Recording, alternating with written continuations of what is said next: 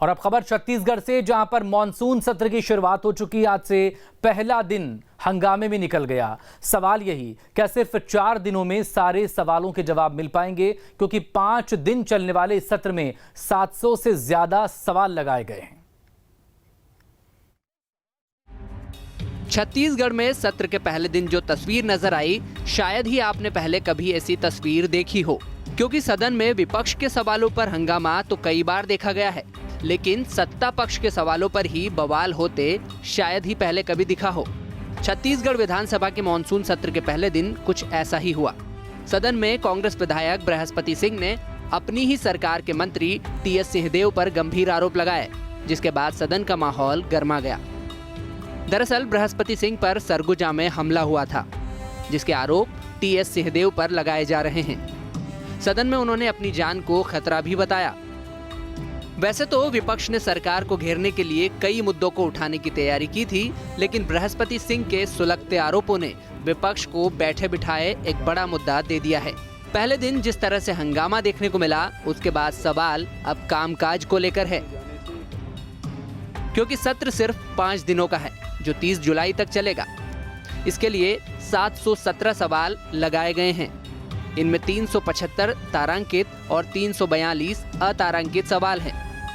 साथ ही सरकार अनुपूरक बजट भी लाना चाहती है। इसके साथ ही 4 विधेयक भी पारित होने हैं।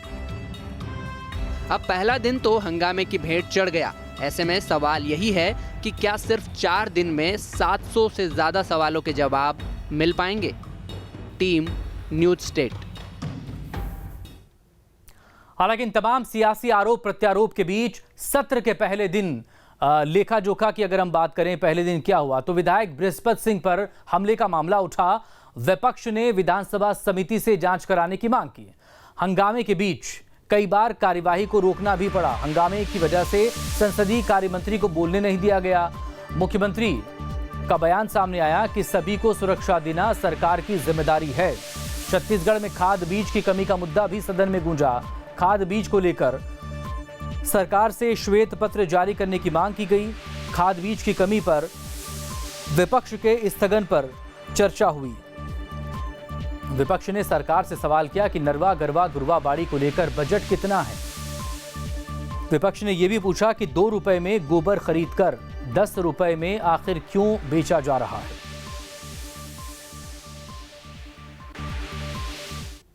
विधानसभा में बीजेपी ने कांग्रेस विधायक बृहस्पति सिंह के काफिले पर हमले का मुद्दा उठाया और यह भी कहा कि जब सत्ताधारी दल के नेता ही सुरक्षित नहीं तो जनता का क्या होगा। 2.5 साल आते आते